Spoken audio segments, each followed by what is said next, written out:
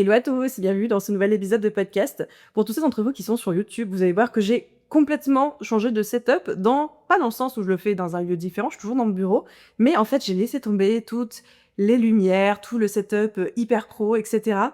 Je sais pas pourquoi, mais ces derniers temps, c'est des choses qui me donnaient pas envie d'enregistrer. C'était compliqué à mettre en place, alors que techniquement, c'était 2 lumières allumées.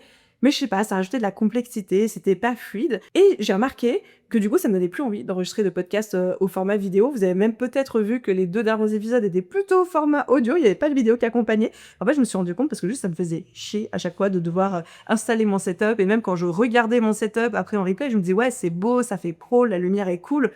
Mais en vrai, c'est pas moi. C'est pas moi cette image hyper lisse, hyper parfaite, hyper léchée. Et même moi, ça rajoute une contrainte de fou qui m'enlève presque le plaisir de vous faire le podcast vidéo. Donc, je me suis dit, on allait tester quelque chose de différent aujourd'hui. J'ai juste allumé ma DJI, donc je n'ai pas mon gros appareil photo. J'ai allumé 0 lumière. Je suis juste face à une fenêtre, ce qui me donne la lumière du jour.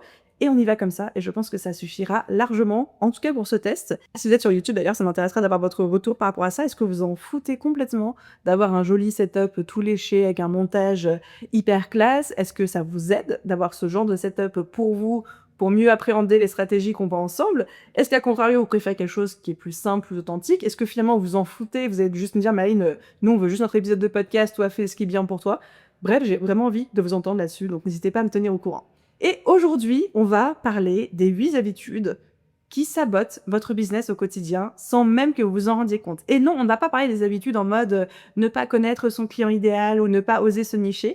Vraiment, j'ai basé cet épisode de podcast sur mon expérience personnelle de ces, on va dire, 2 dernières années, donc de ces 24 derniers mois, sur quels ont été tous les trous de lapin dans lesquels je suis tombée, qui ont ralenti ma progression ou même saboté certains de mes résultats.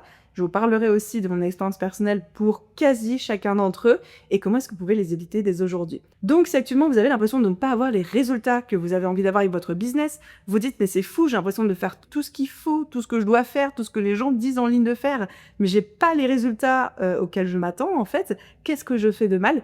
Peut-être que vous faites une ou plusieurs même de ces habitudes sans même vous en rendre compte, donc c'est parti, on y va. La première habitude qui sabote votre business sans que vous en rendez compte, c'est de ne pas suivre vos datas. Je suis le messager, pas le message. Inutile de me taper dessus, mais lorsque vous ne suivez pas vos datas, vous ne pouvez pas voir ce qui coince, ce qui ne va pas dans votre business, et potentiellement là, vous faites des erreurs.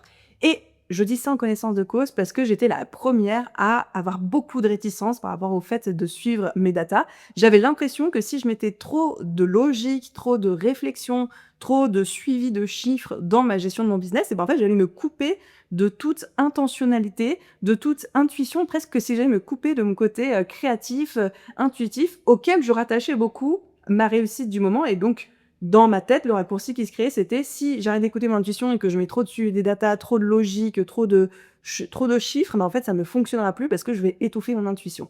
Or, la réussite, c'est évidemment faire fonctionner les deux en simultané. Non, la logique, la collecte de data, l'analyse de data ne vous empêchera jamais d'avoir une intuition ni même de la suivre, mais en même temps, c'est hyper important de pouvoir faire ce suivi-là. Pourquoi? Parce que vos chiffres, déjà, ne mentent jamais. Donc, dans votre tête, des fois, vous vous dites « Ah, c'est bon, tout va bien ». Et en fait, pas du tout. Il y a des gros problèmes qui sont en train d'arriver, mais vous n'en avez pas conscience. Et je parle autant des chiffres côté suivi du chiffre d'affaires, de la marge, du bénéfice, etc., des dépenses, mais aussi des chiffres sur les résultats de vos contenus sur les réseaux sociaux. Il y a des moments, moi, je me dis « Oh, en ce moment, je poste tous les jours, ça fonctionne trop bien, ça cartonne ». Mais en fait, quand je regarde techniquement les chiffres, ça cartonne pas tant que ça. Et donc, ça reste un bon signal pour moi de me dire « Il y a un truc qui fonctionne pas comme je voudrais ». Même si je suis dans un bon cycle d'habitude, si je reprends mon exemple de poster du contenu, je suis dans mon cycle de me dire « Ok, je poste tous les jours, je suis sur un bon rythme, je suis fière de mon contenu ». Ouais, si au final mon contenu ne me rapporte pas de meilleurs résultats, c'est qu'il y a encore quelque chose à améliorer. Chose que je ne peux pas détecter si je ne regarde pas mes datas et que je me fie 100% à mon intuition. Donc tout ça pour dire, écoutez son intuition. Et la suivre, c'est bien, mais backuper toutes ces décisions avec de la data, c'est encore mieux. Exemple qui date d'il n'y a pas plus tard que quelques jours, j'avais très envie, à la fin de cette année, non pas de relancer mon programme signature de la BSD Academy, mais de créer un tout nouveau programme, peut-être pour des profils un petit peu plus avancés, qui répondrait à d'autres choses différentes que mon programme signature. Donc, pour rappel, la VSB, pour ceux d'entre vous qui ne connaissent pas, c'est mon programme d'accompagnement de coaching business phare, celui avec lequel je fonctionne depuis 5 ans, qui cartonne. On a déjà accompagné plus de 2000 entrepreneurs avec. Et en fait, je m'étais dit, je vais partir sur quelque chose de complètement nouveau. Sauf que ça, c'était ce que mon intuition me disait. Sauf que là, qu'est-ce que j'ai fait? J'ai sorti mon prévisionnel et j'ai commencé à regarder les chiffres. Et je me suis vite rendu compte que si je suivais mon intuition qui me disait de créer un tout nouveau programme, de lancer en bêta-test, donc avec un maximum de 20 ou 30 personnes, et de terminer mon année comme ça, j'allais terminer l'année à perte. Parce que la machine The Bee Boost, aujourd'hui, coûte beaucoup d'argent tous les mois. Il faut payer les salaires, il faut payer les prestataires, il faut payer les charges, les impôts, la TVA, etc. En fait, j'aurais terminé l'année en déficit si j'avais juste suivi mon intuition. Et donc, le fait de lancer la data m'aide à prendre de meilleures décisions en tant que chef d'entreprise, des décisions qui parfois ne sont pas 100% alignées avec moi, ce que j'aurais fait en tant que créative, avec mon esprit, etc., mais qui me permettent aussi de pas brûler mon business, ni prendre de décisions qui pourraient le mettre en danger. Alors, ça ne veut pas dire que je ne suivrai pas mon envie du moment, et juste que je vais le faire différemment, de manière à sécuriser ma trésor, à sécuriser les salaires de mes salariés, et tout en m'écoutant aussi moi, et qu'il y a toujours des solutions et des compromis à trouver, bien évidemment. La deuxième habitude qui sabote votre business, c'est de ne pas avoir d'organisation claire. Là encore, je ne suis que la messagère, on ne tape pas sur le messager, mais quand vous avez un plan clair, quand vous avez une organisation claire, vous devenez beaucoup plus productif, mais vraiment beaucoup plus productif. Et encore une fois, j'en ai fait les frais au printemps de l'année 2025. J'ai eu une période où émotionnellement, c'était un petit peu plus chaotique. Et moi qui a toujours eu une organisation hyper carrée avec les systèmes du time blocking dont je vous parle régulièrement, où j'ai un agenda où tout est planifié heure par heure dans mon calendrier. J'adore ce système d'organisation. Il me drive depuis des années, des années. Et en fait, comme j'ai dans cette période un peu plus de flottement, j'ai arrêté d'avoir cette organisation pendant quelques semaines. C'est-à-dire que je planifiais plus mes semaines. J'avais un peu moins de visibilité sur mes objectifs de la semaine, du mois, ou voire même du trimestre. Je faisais moins mes routines du matin, je me laissais un petit peu plus porter par le quotidien. Qu'est-ce qui s'est passé? Je vous donne dans le mille, ça s'est cassé la gueule, dans le sens où mon quotidien était dédié à traiter les tâches entrantes. Sauf que les tâches entrantes, c'était les mails qu'on m'envoyait, les messages que mon équipe me postait, c'était les demandes extérieures, et que du coup, mon quotidien devenait un flottement de réaction à mon environnement, plutôt qu'un plan conscient qui était en action. Donc j'étais en réaction constante et pas du tout en action. Et du coup, ça a été quelques semaines où je n'ai fait que traiter des urgences, des problèmes, des demandes externes, plutôt que de juste consacrer mon temps et mon énergie à produire et à faire avancer la machine. Et du coup, la machine n'a pas avancé, parce que c'est mon rôle en tant que chef d'entreprise, en tant que leader, en tant que visionnaire, c'est mon rôle de faire avancer la machine. Et si je me mets dans une posture d'exécutante simple au sein de mon business, il n'y a plus personne à la barre, il n'y a plus personne à la vision, et du coup, la machine n'avance pas. Et en fait, bon, j'essaye de regarder cette période quand même avec bienveillance, parce que je me suis dit, vu le contexte personnel, professionnel du moment, j'ai littéralement fait de mon mieux, et c'est OK. On passe tous par ces périodes-là. Donc si vous vous reconnaissez dans cette description, l'idée n'est pas du tout de vous auto-flageller, de vous dire « Oh là là, ça va pas du tout, faut que je me reprenne en main, etc. » Oui, un peu de grâce et de bienveillance envers soi-même, on fait tous de notre mieux et on compose tous aussi avec différentes contraintes pro-perso qu'on peut avoir. Mais de reconnaître que c'est aussi notre rôle en tant que chef d'entreprise de se dire « Ok, c'est à moi d'être en action dans le business et pas en réaction aux demandes, sollicitations et tâches qui me viennent de l'extérieur. C'est à moi d'avoir un système d'organisation et de productivité, quel qu'il soit. Quoi que ressent votre système idéal pour vous, peut-être qu'il est beaucoup moins contraignant et carré que le mien, peut-être qu'il l'est encore plus, chacun trouve ce qui fonctionne pour lui. Mais quand on a ça qui nous aide à driver notre quotidien, c'est beaucoup plus simple d'assumer et d'assurer notre posture et notre devoir de leader qui est de « je suis là pour faire avancer la machine, planifier les objectifs, m'assurer que les objectifs soient atteints, que ce soit moi l'exécutant et qui doit faire les tâches, ou une équipe, ou des prestataires, ou des freelances, etc. Bref, en tout cas, ça fait avancer le schmilblick. Et là, le schmilblick n'avait pas avancé. Donc, attention à ne pas trop vous laisser porter par les sollicitations extérieures et autres, mais aussi être, on va dire, conscient, proactif par rapport à votre emploi du temps et à votre système d'organisation.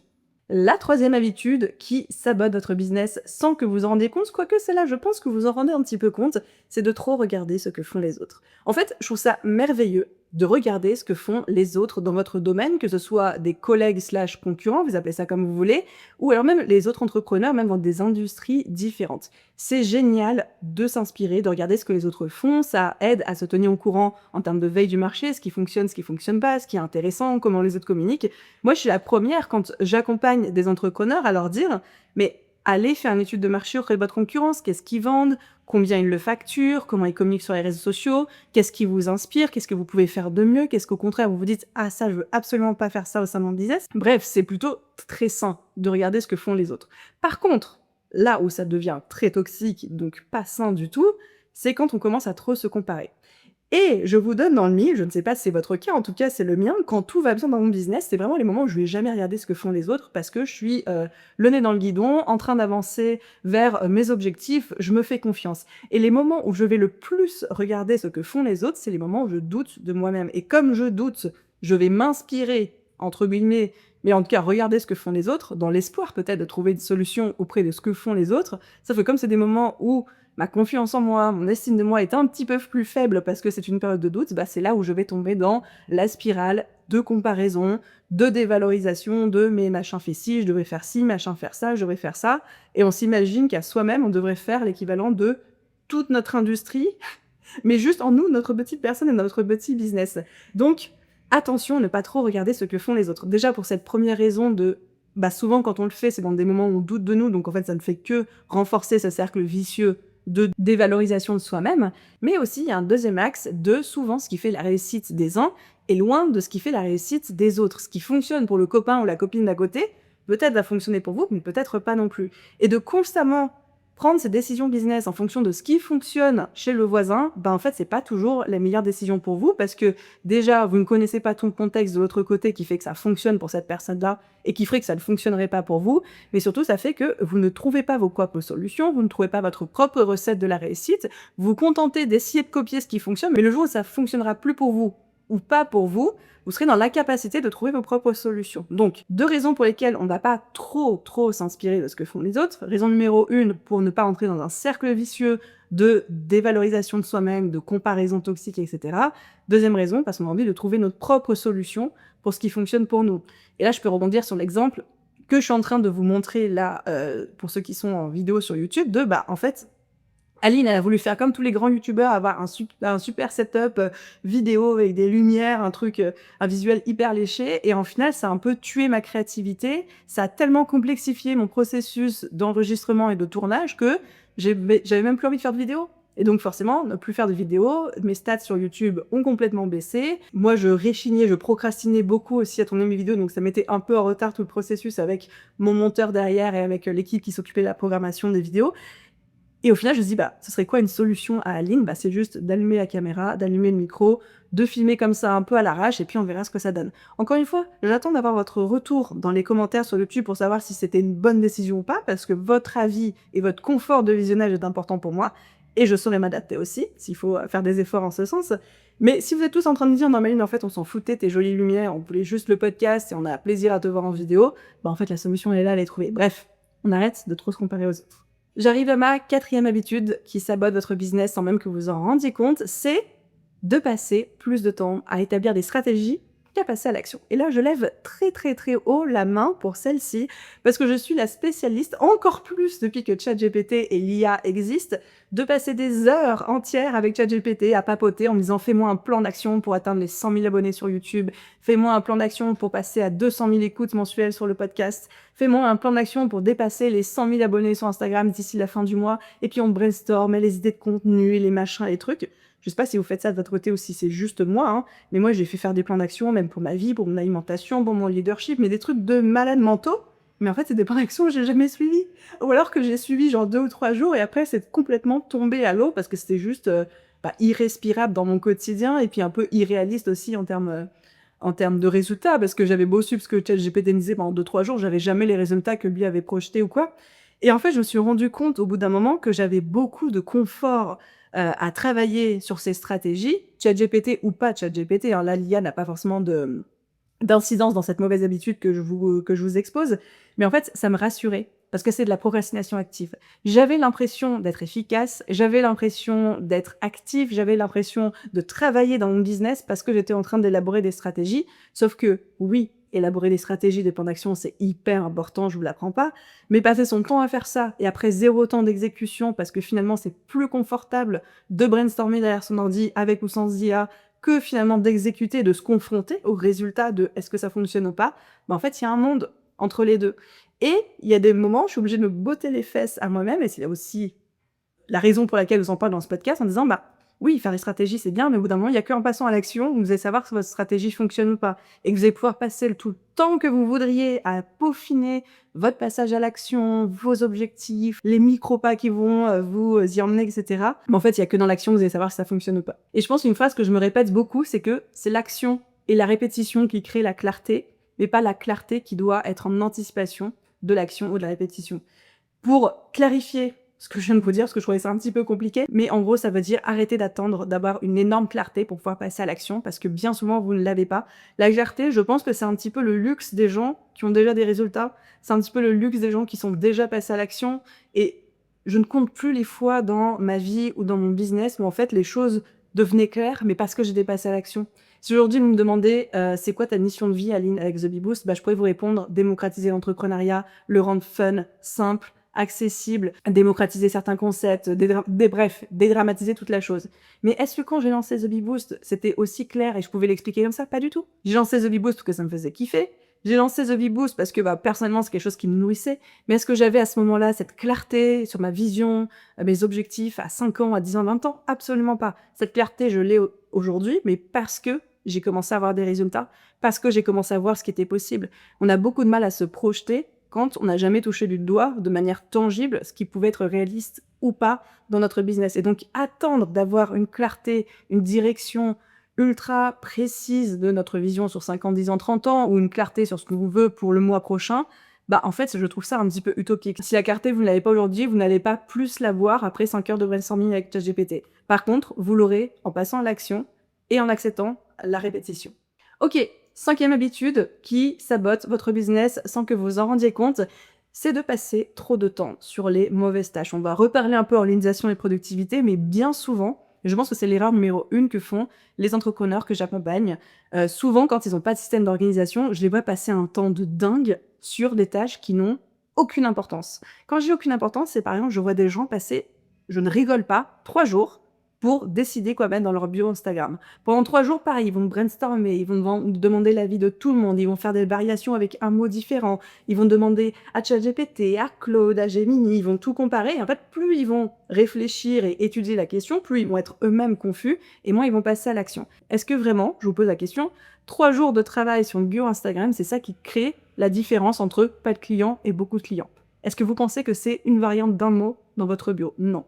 Oui, une bio Instagram, c'est du travail, bien évidemment, il y a des petites règles à suivre, promesses, bénéfices, un truc. Vous connaissez la chanson, mais est-ce que ça nécessite 3 jours de travail, de réflexion et de jus de cerveau et de nœuds dans la tête?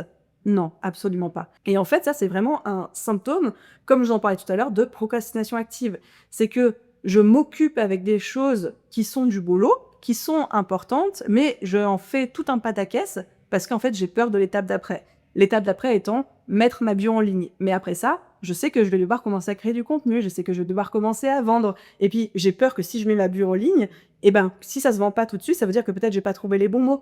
Mais en fait, on sait que c'est pas ça qui va faire vendre. Ça va vous aider, mais c'est pas ça qui déclenche les ventes. Sauf que c'est plus facile de passer du temps sur une bio Instagram, parce qu'il y a moins d'enjeux, que d'aller démarcher, que d'aller relancer, que d'aller vendre, que d'aller pitcher ses produits, ses services, que d'aller communiquer dessus.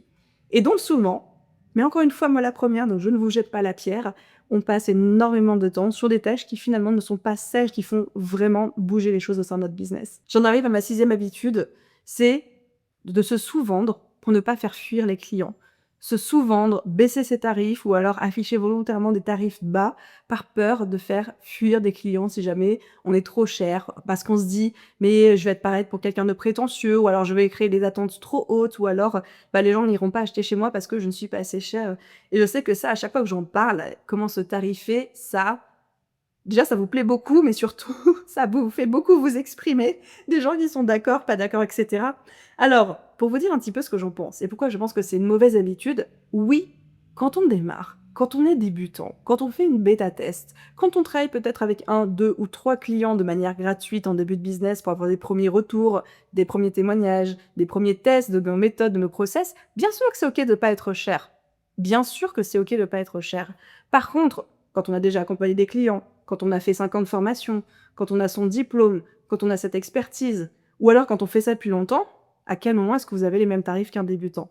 Et moi, je dis souvent, pareil, ça plaît ou ça plaît pas, mais je suis aussi là pour vous dire les vérités. En fait, vos sous-tarifés vous fait passer pour des débutants. Ça ne fait pas de vous des pépites de générosité, d'empathie. Ça renvoie juste une image de débutant. Et donc ce syndrome de «je vais baisser un peu mes prix» ou alors «je ne vais pas me tarifer trop cher», en fait, c'est juste une forme de peur déguisée, peur, que ça fonctionne pas, peur que les clients pensent certaines choses de nous.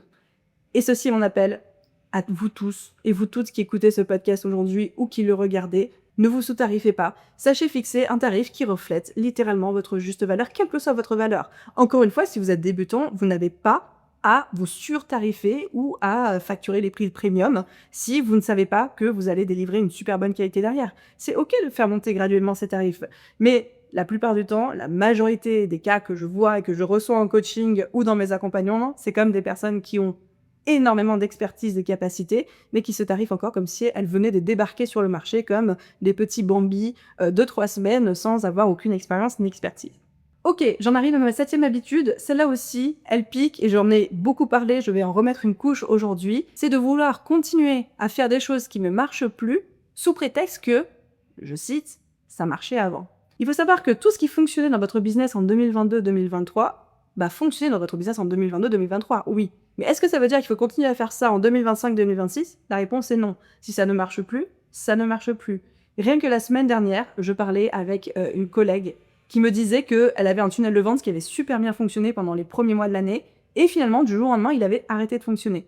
Et du coup, elle s'était posé la question, elle s'était dit « Ok, qu'est-ce qui a changé, etc. » Et après avoir fait plusieurs tests pendant quelques semaines, elle s'est rendue compte avec son équipe que finalement, c'est juste que le tunnel de vente ne fonctionne plus. Et en fait, il y a une règle en business qu'il faut bien comprendre et qui est dure à entendre, surtout quand on se lance, quand on débute et qu'on n'a pas l'habitude. La règle, c'est que tout fonctionne jusqu'à ce que ça ne fonctionne plus. Mais c'est pas parce qu'un jour quelque chose arrête de fonctionner que ça veut dire que vous avez fait une erreur, qu'il faut continuer, s'acharner, etc.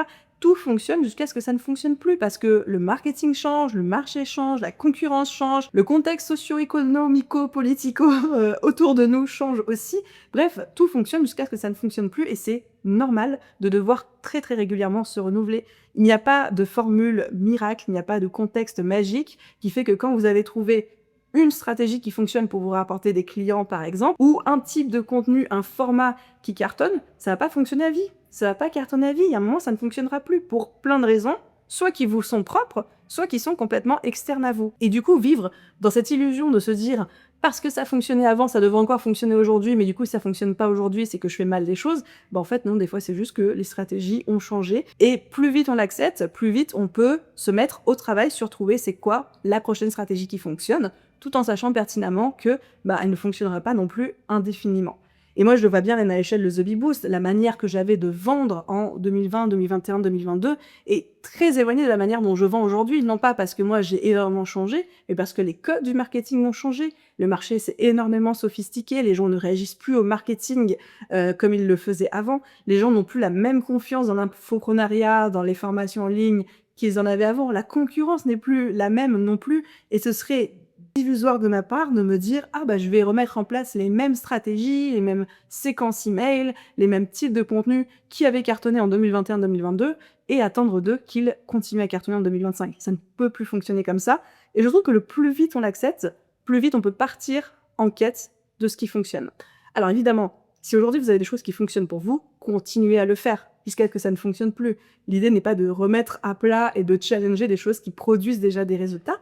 Par contre, il y a aussi le discernement de vous dire, si ça a fonctionné avant et qu'aujourd'hui ça ne fonctionne plus, next. Et enfin, j'arrive à ma 8e et dernière habitude, celle-ci aussi elle risque de pas vous plaire, mais je le vois beaucoup trop pour ne pas en parler, c'est l'habitude d'avoir un marketing trop bienveillant pour faire de l'argent. Et oui, je l'ai dit, il y a certains d'entre vous, beaucoup d'entre vous, qui ont un marketing trop bienveillant pour faire de l'argent. Alors, je ne suis pas en train de dire qu'il ne faut pas être bienveillant ou qu'il ne faut pas être éthique, empathique. Bien sûr qu'il faut l'être et bien sûr que c'est important, ça fait partie des valeurs de cœur aussi. Mais parfois, certains d'entre vous, vous êtes beaucoup trop gentils et vous créez des contenus qui vont plus chouchouter, valider votre audience, les faire se sentir bien, mais ne pas leur donner envie de passer à l'action.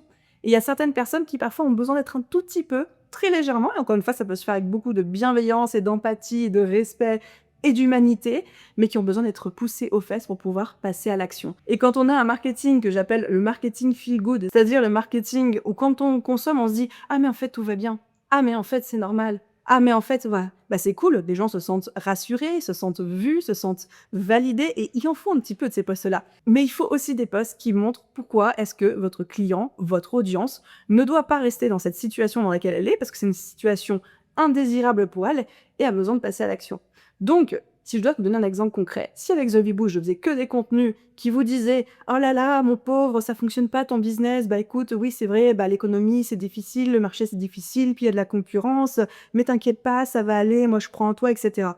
Bien sûr que ça vous fait du bien, bien sûr que ça vous valide, bien sûr que ça vous rassure et ça vous soulage aussi, et c'est vrai, il y a une part de vérité là-dedans. Mais si j'étais pas là aussi parfois avec mes podcasts bottage de fesses, avec certains de mes contenus sur les réseaux sociaux à vous dire: «Bon, bah, aussi, au bout d'un moment, faut se responsabiliser, faut y aller. Oui, le marché, l'économie sont difficiles, mais au bout d'un moment, si vous ne vous bougez pas les fesses, personne va le faire pour vous», bah, en fait, il se passerait rien et vous passerez votre temps à consommer le contenu de The Viboost en vous disant: «Ah bah, c'est cool, je me sens bien», mais au bout d'un moment, vous vous désabonnerez en vous disant: «Bah, je me sens bien, mais le schmilblick avance pas». Ou alors vos programmes business et vos accompagnements business, vous iriez les prendre chez quelqu'un qui a à peu près le même discours, mais qui, en plus de ça, aura la couche de: «Mais t'inquiète pas, on va passer à l'action. Moi, je vais te dire aussi ce qui bloque, je vais te dire les vérités que tu n'oses pas voir et je vais te parler des stratégies qui fonctionnent vraiment pour toi». Donc vous avez besoin des 2. Et bien souvent, je vois des personnes s'enfermer dans un marketing trop doux, trop bienveillant, mais parce que ça part d'une bonne intention, parce que vous avez envie d'être bienveillant avec les gens, vous n'avez pas envie de rajouter du malheur ou du poids en quotidien qui parfois est déjà un peu lourd à porter, donc ça part toujours d'une très bonne intention.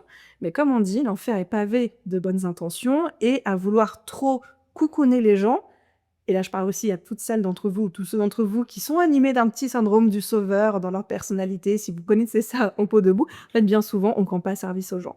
Ce qui rend service aux gens, c'est aussi de les aider à voir les choses en face, à leur dire les vérités qu'ils ont besoin d'entendre.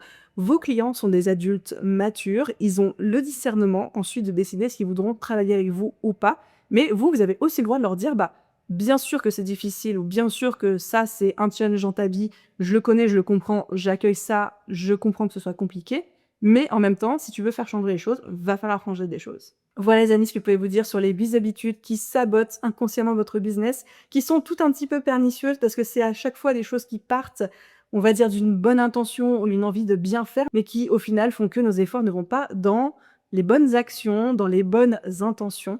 Donc je ne sais pas s'il y en a une ou plusieurs d'entre elles qui vous auront parlé. J'ai hâte de vous lire, vous pouvez me le dire en commentaire, j'irai, vous répondre avec plaisir. Vous avez pu l'entendre, moi la première, je les ai toutes eues, ces habitudes, toutes faites, certaines récemment, certaines il y a beaucoup plus longtemps. Parfois ça revient aussi. C'est OK, on est tous des êtres humains. Évidemment, si vous vous êtes reconnu dans une ou plusieurs habitudes, ça ne veut pas dire que votre business est voué à l'échec ou que vous faites mal les choses. C'est juste un petit signal d'alerte, une gentille manière pour moi d'avoir un marketing un peu moins bienveillant peut-être, ou alors des contenus qui sont aussi là pour vous dire: «C'est normal, c'est OK, mais voilà ce qu'il va falloir changer par la suite». J'espère que cet épisode vous a plu. Merci de m'avoir écouté jusque-là et à vous tous, je vous souhaite une merveilleuse journée, soirée, après-midi, nuit, où que vous soyez et je vous dis à très vite dans un prochain épisode. Bye tout le monde!